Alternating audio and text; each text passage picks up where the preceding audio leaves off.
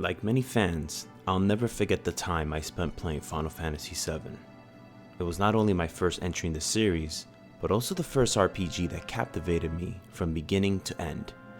Leading up to Christmas of 1997, my brother and I were glued to gaming magazines covering FF7 in great detail.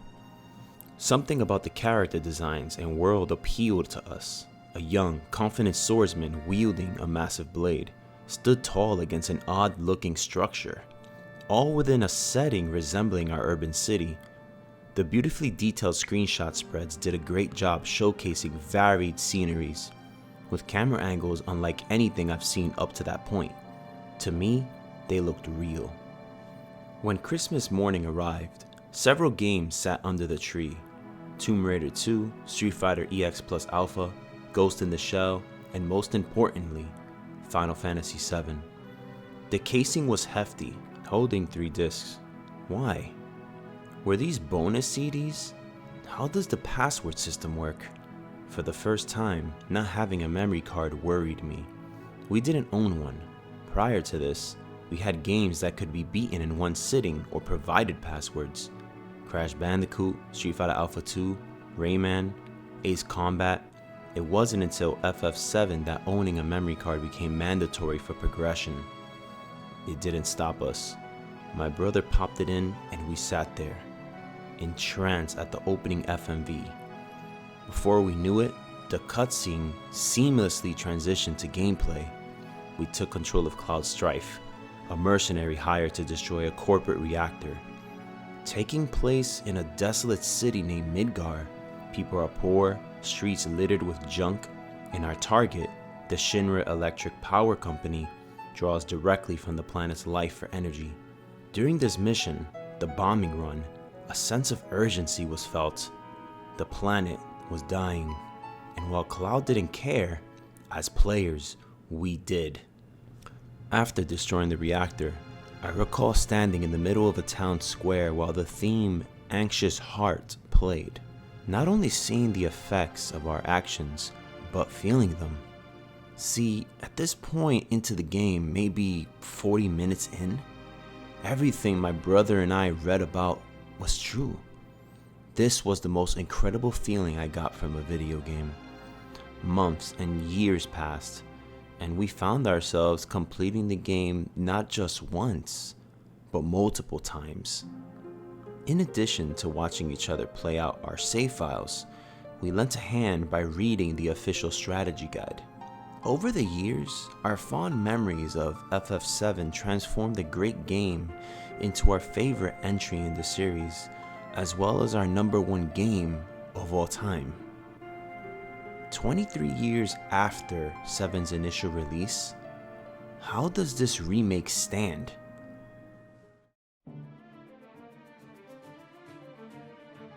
Before I go further, know that I went in with an open mind. Was I aboard the hype train? Yes, but I didn't expect this to leave an impact on me or the gaming industry like in 1997. Heck, I didn't expect this to be Game of the Year. I believed what Square promised, a recreation of the original's opening hours, made for old and potentially new fans. My nostalgia runs deep, but keeping expectations leveled was important to enjoying this remake.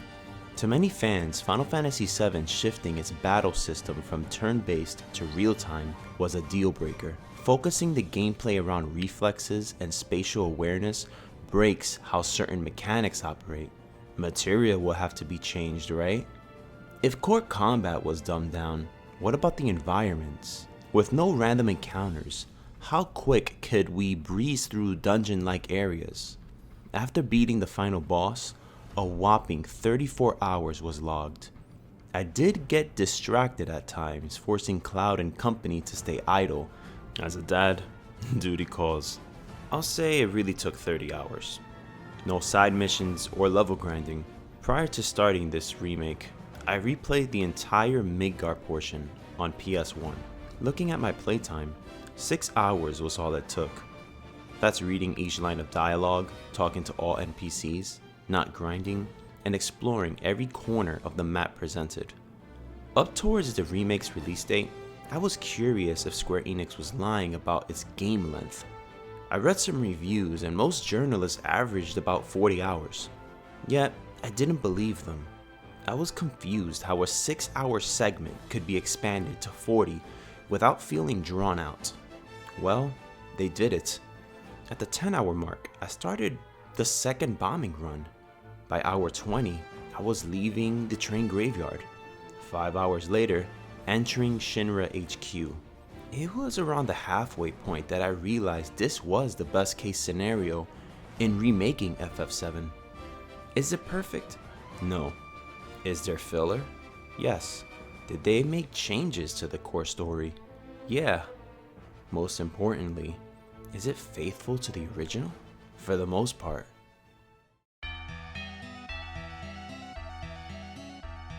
Something that always stood out to me about Final Fantasy VII was its art direction.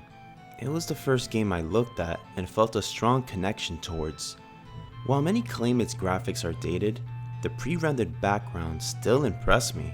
The camera angles and level of detail managed to bring its world alive. Some are static while most have animated loops, illustrating a layer of liveliness not seen in previous Final Fantasy entries. It's not just how real these renders look either. Something about its style was very Final Fantasy VII. Every screen is a work of art. Rocket Town, Nibelheim, City of Ancients, beautiful. It's part of the magic emanating from FF7. The remake modernizes its already modern take on fantasy. A lot of the impressive backdrops aren't present in this part, as this remake only tackles the Midgard portion. But there's enough here to see the artistic shift, considering the camera is now behind Cloud. Those cinematic angles from the original are absent. Instead, there's this feeling of involvement throughout cutscenes, exploration, and battle. A trade-off that works well. Timeless? I'm not sure. But again, it's a modern take. Personally, it grew on me the more I played. At times, I felt I was right next to Cloud. I even found myself looking around every corner, just to take in the environments. But back to the artistic changes. Some locations seem to have been altered beyond its expected expansion.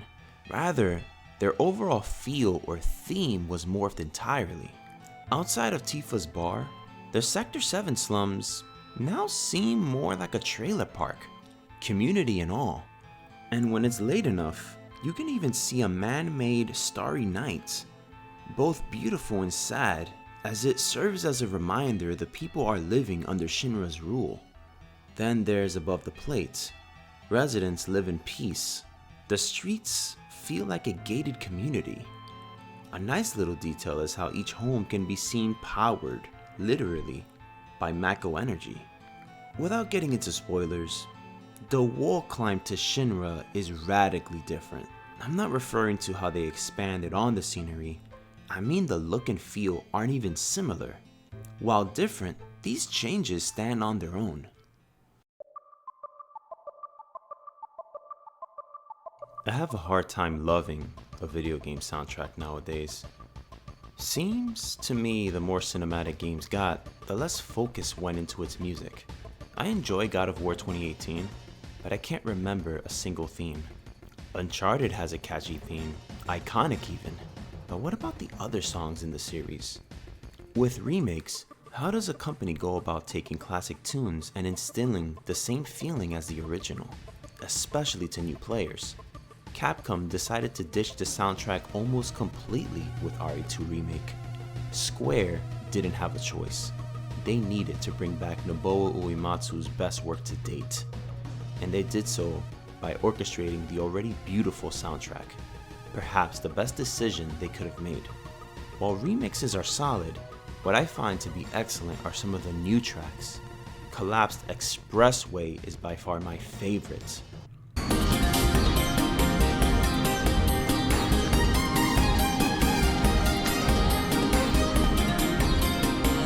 Especially when you enter battle. Wanna fight?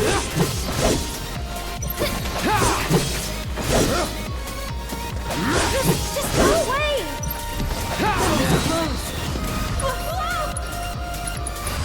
best do it right.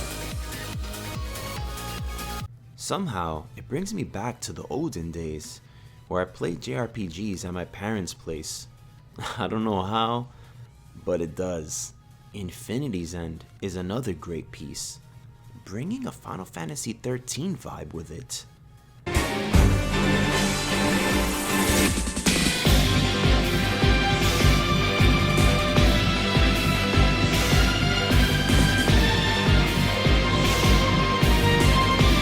While I dislike 13 as a game, its soundtrack is phenomenal. Overall, this remake soundtrack is a fun and respectful nod to the original. I do wonder how this will resonate with new players. Will they remember Anxious Heart 23 years later like I do? I guess only time will tell.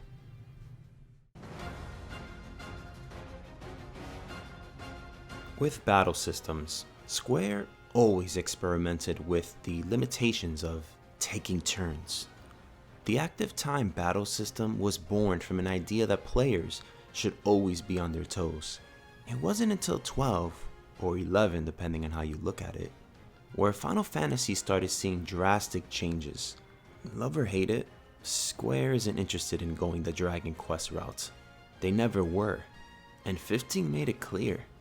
Remaking 7 just reinforced it.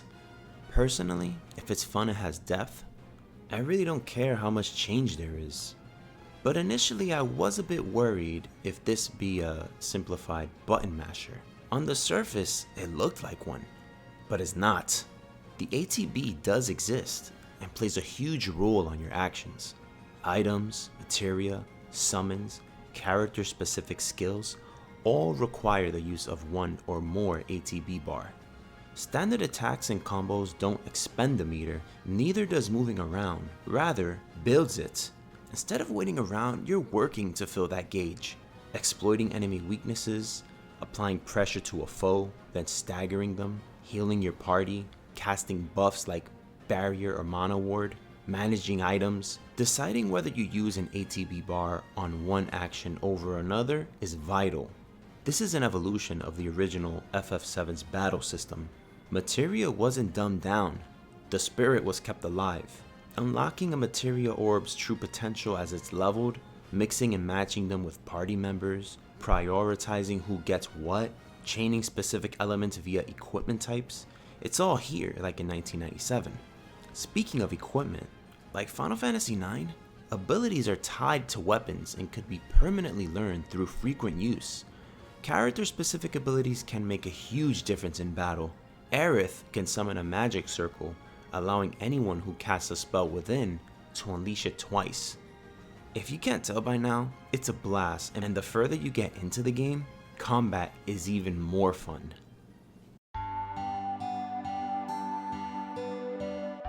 Square states, in order to replicate everything from the original game in the highest quality possible, without cutting content and also adding new elements, the game had to be over multiple entries.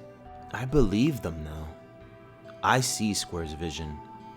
It's exciting Final Fantasy VII is receiving the Star Wars treatment. Large, big budget episodes expanding or adding to my favorite game of all time. Sure, some stuff bothered me story-wise as the credits rolled, but I was more upset it ended. When was the last time you felt that way? For me, a long time. FF7 Remake blew the doors wide open in a time we all needed it most. If you're even remotely interested, I recommend giving Square Enix what they deserve.